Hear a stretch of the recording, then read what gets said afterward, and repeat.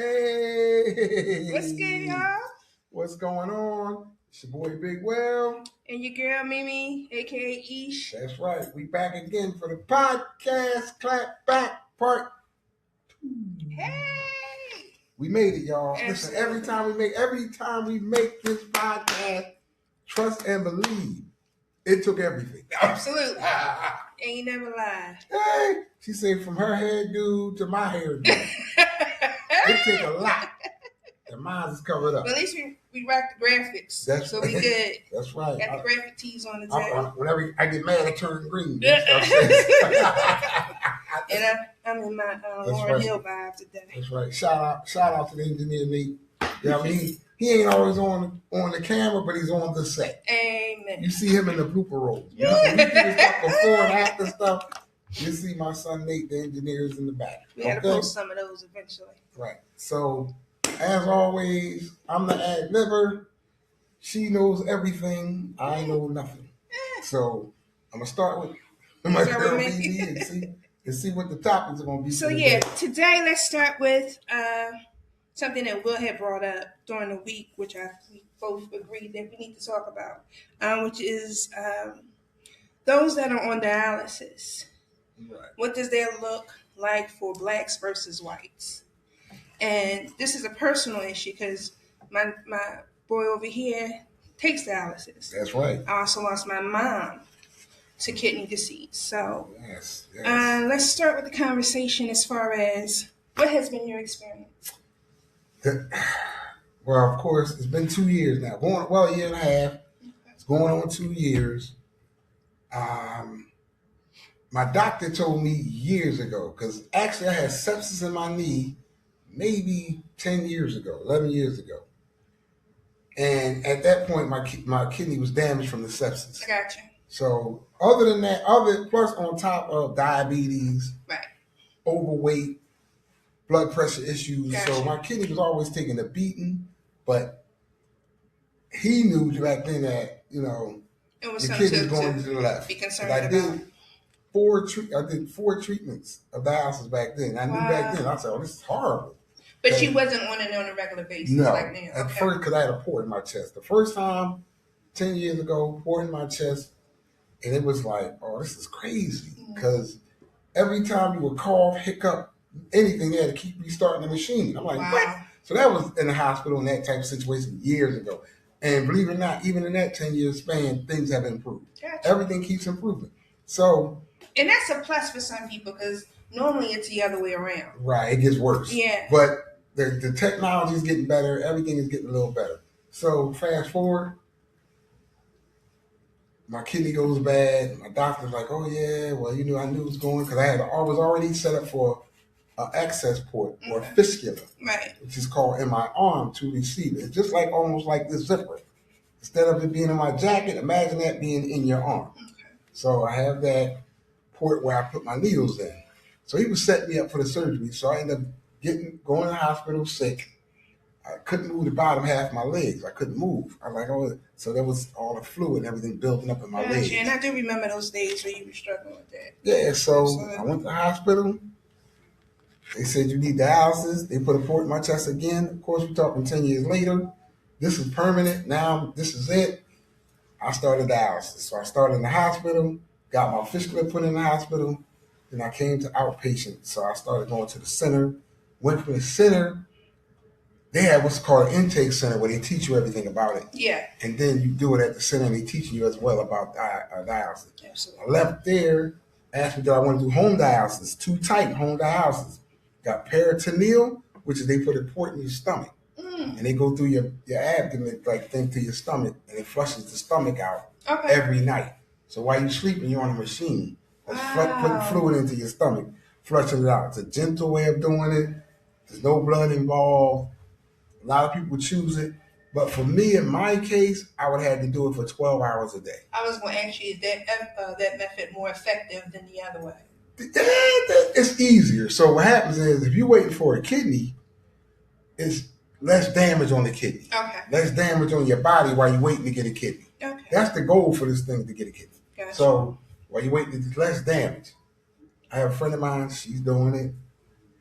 She loves it. Her time span is whatever it is. I can't say, but mine would have been 12 hours. That's Okay. not working for me. I'm not laying up for 12 hours on a machine. That was Absolutely. my thinking. Right. Shout out to everybody that do, because the people that do what I do say I can't do it. I can't do what they doing sometimes. Right. So for me, it was home hemodialysis. So your week is like what? You're on the machine for how long and what days? 4 hours a day, Mm-hmm. 6 hours total. Okay. I keep hitting the table. I gotta stop. He's so expressive. No, I gotta keep my hand to myself. The bad boy. But yeah. So basically I got a floating schedule. Okay. So home hemodialysis, you go home, you put the needles in your arm, you run it through the machine. And you do this yourself. You don't have a nurse's aide and that come out and do that for you? Technically, yes, okay. But technically I do it myself. Okay, gotcha. Let's say for all purposes. Okay. Because it's a 2-man job technically. Gotcha. But yes, I do it on my own and at home. And it's it's an adventure sometimes. It's an adventure. It's just like, but to get on that kidney list, that's the goal. The goal is to get on the kidney list. And the minute they told me I could, that I'd be able to, I've been pushing forward. Because first my sister came forward. She wanted to give me a kidney. Okay. We went there. They said, well, listen, let's see what we could do. They started testing me, testing her. Unfortunately, she didn't, she couldn't do it, which I didn't, that's a whole nother podcast. Absolutely. But she know I love her to death. Shout out to my sister Cheryl. Love you to death. You know that. And I had to keep on pushing on. Yeah. And I had to do all these. They give you a series of tests. Okay, right. So it's 9 things that I had to do. Everybody different. Yeah. I had 9 things I had to overcome. Yeah. Or tests I had to do. So I got in the book they give me 9. Right. It's 10. Yeah. So I did all 9. Yeah. 9th one done. I'm waiting to hear from them. Well, I did 8. One was for podiatry, but that's something simple, just to look at your feet. We went through the same process with my mom. Yeah. That same book. Yeah, it's the same. It's basically the same for almost everybody. Some people like me, they make me do one other thing that other people don't do. Yeah. Stuff like that. But so they calls me. We're going to jump the story a little quicker. They calls me. Mm-hmm. Yesterday to be exact. Right? Yesterday or the day before. Because I called me and me got right on. Because I said, well, we're doing a podcast about this because it made me a little upset. Yeah, why not? Because the nurse calls me and says, did you do everything to get on the list? I said, yes, I did. She said, oh, you missing one thing. I said, oh, what is it? Oh, you got to do a stress test and echocardiogram. Mm-hmm. I said, no problem. When? She said, we'll set that up. That's no problem. She said, you got to go see a podiatrist, but that's no problem. Mm-hmm. They're only going to look at your feet and just send it over. And you only have 1 foot, so you ain't got much to look at. He got judged. So, all the time. So they said, all right. So I said, cool. Then she asked me, well, do you know did they explain to you how long it takes to get a kidney, be on the kidney list? I said, yes. When I was there, they explained it to me. She said, yes, average 8 to 10 years. Mm-hmm. I said, okay. In my mind, I ain't gonna make it. Now, my mind say one thing, but my body say I'm gonna do it. My mind, so let me know. That's right. But mine, don't get me started. I think I'm a singer part time. Oh, gosh. I know I'm a singer. Let's not go there. Me and Luda Banjo. Luda. So she asked me. I said, yes, I was for 8, 10 years. I understand. She said, but let me break it down to you a little bit more. Okay. I said, yes. She said, well, when did you start dialysis? I said, a year and a half ago. She said, well, that's your start time. Mm-hmm. So it's not the day we put you on the list. For some people, it's when you put on the list. Some people, it's the day you start dialysis. And some people, it's when your doctor puts in for the situation, the procedure type of thing. I got you. Okay. So she said, okay, well, before we get to all that, you got a year and a half in. So it's a certain thing they call this, that, and the third. We're not gonna get in the medical terms. Right. Number one, we don't practice medicine here, so we're not telling you what to do, not to do either. Our job is to put the information out there for those that all it is, right. have these situations. Our opinion, disclaimer. Yeah, so absolutely. She says, breaking it down, that African American kidneys are somewhat better than white people's kidneys. So an African American has to wait longer before they get a kidney. You know, I almost exploded. You know, I was on that phone about to explode. So when I heard that, I did some research. Actually, that's just what I do. And I went to the CDC, their website, and they say the same thing, that Black people have a more resilience because of the inflammation that we carry in our bodies during the process, that we're likely to last longer on dialysis than white individuals, which is very interesting. Now, why that should determine the list issue, I'm not sure. That's probably something that maybe a second podcast we can do on the topic. But let's get down to the nitty gritty. Yeah. First of all, in my opinion, almost everything is better about me. Now, I'm not going to say minus because of this. Right. But right. When I was born, I knew.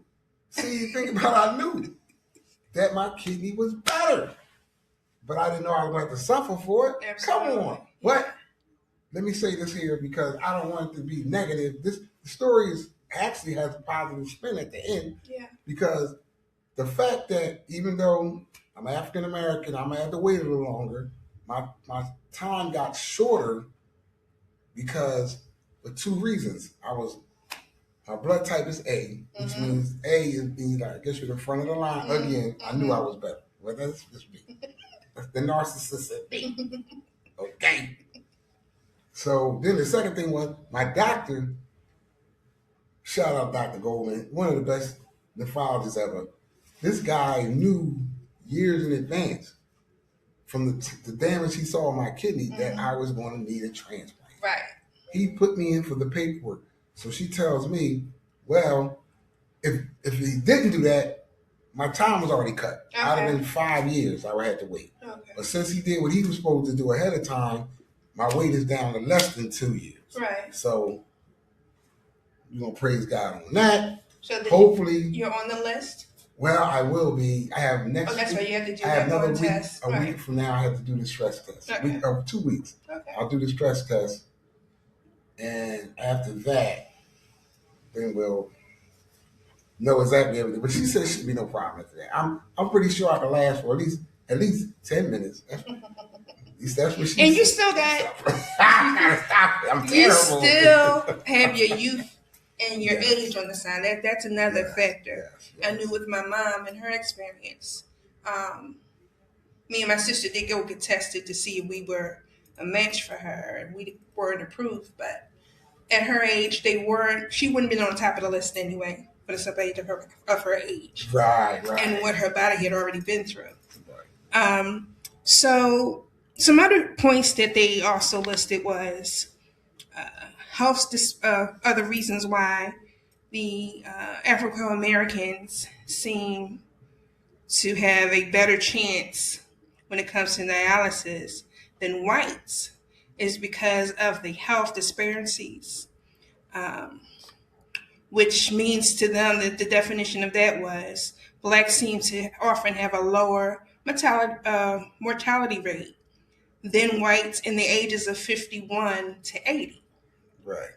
Now, in the ages of 18 to 50, it's higher than whites. Well, you know what? The mortality rate high because we out here doing things we're not supposed to do to ourselves, our bodies, and then we're using, weapons of mass destruction on our own selves. Mm-hmm. It's not just the drugs, it's the guns, the violence. So from 18 to 50, you're trying to survive as a black person a lot of times, especially in the inner cities and stuff like that. That's true. You don't have resources, maybe in insurance. Right. A lot of what they call systematic issue. Systemic, ain't that word I was thinking? But yeah, it's like that we do things we're not supposed to do. Yeah. But at the end of the day, I don't think I needed that information from her. But I guess it may be HIPAA say she had to tell me, or I don't know what would say. Because all you had to do was tell me that you're on the list for the kidney, the doctor set you up, and you only got 2 years, maybe under 2 years. Why tell me that? I'm African American. Because when she studied, believe it or not, you know what I did? I told her I'm white, just like that. We on the phone, so she can't see me. I said, "Miss, I'm white." She said, "What?" I said, "Yeah, I'm Caucasian." She said, "What?" She said, "For real?" I said, She "No." looking at the file. Right. She looking at it, but there ain't no picture of me there, I bet. Just some words and numbers. Then listen, she said, "For real?" Because I said, "No, I'm joking." She said, "Oh my God." This has been a whole different conversation. What was the conversation been then? You on tomorrow? Come get this kidney tonight? That's what I'm thinking. Wow. Well, that's what I think. I'm like, what, you gonna give me a kidney now? She said, "No, Miss Dan, no, Miss Dan. I was just gonna say, oh my God, don't do me like this." But listen, we in Philadelphia. First of all, shout out to Philly. We are in Philadelphia. Now, where do you get your care from? What hospital? I go to Jefferson. Okay. Jefferson takes care of me. Dope, yeah. I go to DeVita. Okay. For the dialysis, because once a month I still have to go in and get, shots and stuff like that. And then the other place is home at the crib. Home at the crib place. That's why it really worked out. Which is another factor that I researched. It was saying as far as the treatments, that blacks are less likely to have treatments from home than whites, which is probably not surprising. Not surprising because what? See, now I gotta be careful because if y'all watch me, if you watch me on Facebook with the clapback, it's a little different. Yeah, it is. Because I'm off the chain a little bit more. But I'm gonna tell you, this motherfucker, you know what I'm about to say. Because we not gonna put no needles in our arms. You know that. Yeah. Now heroin was big. Heroin was big in the 70s and early 80s. That's the only black people I knew in the world could put something in their arm, a needle. But you can't get a diabetic hardly to put a needle in their arm, let alone somebody sit at home and do it 4 times a week. And that was one of the painful things that I could share when it came to my mom and her care. After a while, she just could not do it anymore. Yeah. Being stuck. She went 3 times a week for 4 hours each day. And she got, after a while, she got tired. Her rate of survival, the doctor told him before she even got on it, was 2 years. She lasts 5 on dialysis. That's a blessing, though. But she wasn't even supposed to last that long. But she just got tired after the 5 years of being stuck so much. Mm-hmm. So we let her have that decision, and Well, listen, I can't even say I won't make the same decision because it's only been 2 years, less than 2 years. I'm tired. I swear on everything. Mm-hmm. You get tired now. Then you got to wake up, support around you, good people. Even just seeing my dog play around my feet when I'm doing it sometimes. Rocky, I like playing with him while I'm on that. You ain't even supposed to have a dog in the room. I can't do it without Rock. Rock is there. That's my dog. He's with me right now, so I appreciate it. But that's the whole thing. Yeah. Whatever it takes to keep you going to that next day. Absolutely. But I do know when she said 8 years, when they told me 8 years in there, when I sat down there the first time, me and my sister was sitting there, and that lady said 8 years, that was it for me. I knew right then and there, this ain't going to work. I better get a kidney soon because 8 years, I can't do this. I don't know who could. Now, they say they got people that have done it. The longest I've heard is 18 years, but that's peritoneal to the stomach. Okay. See, 18 years in your stomach laying down every day, that's something you do to go to bed anyway. Right. You're doing it. See, most people probably got 6 hours, 7 hours. You go to bed 8. Mm-hmm. So if you go and set the machine up, go to sleep, wake up, take the machine off, clean your bag up, and do everything else. And again, like you said, each case is different. It's different. So depending on your scenario and your situation. Right. Wow. Infections is a big one. Big. They say blacks and Hispanics seem to have a higher rate of staph infections than whites. That I don't know the reason why. Mm-hmm. I mean, if I was to guess it, and I'm just guessing here, because I know a friend of mine, he got infection. He wasn't doing it at home. He was going in there, and he got infection at the center. Mm-hmm.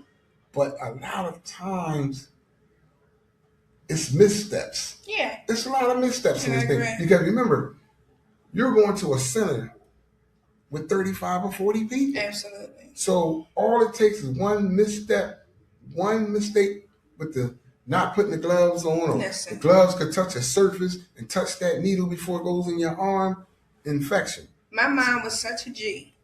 She got COVID twice. On dialysis and still survived. That's right. It couldn't take like it wasn't nothing. Like, yo. She probably went on 10 years, 15 The only years. reason why she's not here today because she just got tired of doing it. Yeah. The only reason. Yeah. And I mean, with all the prayers I get and the support I get, I know I ain't giving up no time soon. So I ain't worrying about that. But for all the people out there that's on dialysis, hey, get you a good support team. Absolutely. Understand, especially. And she had that, but she also was a lot older than you. Right. And then, like, we know if anybody do watch this podcast, which, I mean, it might be 5 people, might be 500, how do I know? We just make the podcast for us to have fun with and give information. So we love doing it. And that's why we do it, to get together. Something for me and me to do together. And for people our age. And right. Ain't too many podcasters that devote their time to right, 40 and up year olds. Right. Doing this podcast thing is serious. And we like I said, we just getting started, playing around with it, but we're going to do better as we get further into it. But, you know, you got to have some kind of family support. You got to have some people around you. Yeah. See, when people get sick, the one thing I really can't stand, I have friends of mine do this all the time. You're calling, you're texting, you don't hear nothing. Finally, when they do text you back, how you been? Everything been good. Then you find out 2 weeks later, they've been in the hospital for a week. Yeah. Sick as a dog, 2 heart attacks, this, that, the third. I'll be like, why y'all just can't say you was in the hospital? What's wrong with just telling us? We're your friends. We want to support you, not pity you. Mm-hmm. When I was in the hospital, it was the people coming to see me, supported me. Because when I had to get my leg amputated, the doctor said, when do you want to get it done? What time? What day? I said, when's your earliest? He said, tomorrow morning. I'm your guy. I'm going to cry and tonight. Me and him got into it. Yeah, I said, I'm going to cry tonight, call a few people, and tomorrow y'all do what y'all got to do. Because, again, I didn't know it was that serious. Right. Well, until it happened and it got done. Right. I didn't know it was going to be that serious. But instead of making it about me, what do you need now? Was my approach. As always. You know? This woman been my sister for a long time now. She take care of me. And will continue. She takes care of me. I don't have too many problems now. Will continue.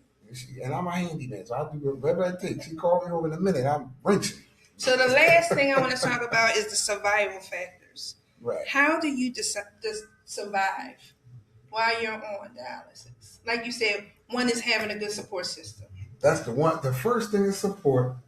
The next thing is knowledge, like we giving out now. That's real. First of all, dialysis got a lot of taboos. Mm-hmm. Nobody know. All they know is they don't want it. Right. Dialysis is like having HIV in the 80s. Or just feel don't want it. Just feel like it's a death sentence already. Or what matter. That you can live on dialysis. You can live on dialysis. It really is difficult because when you see, like I would watch somebody on TV, and I see it now. They be like, "Oh, little Jimmy needs a kidney.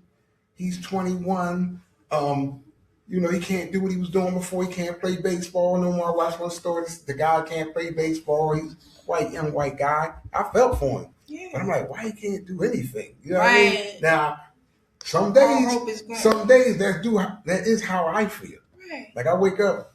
And that's a normal reaction. Right. I'm beat from the dialysis especially if I do it, say I do it tonight when I go home, which might be a possibility.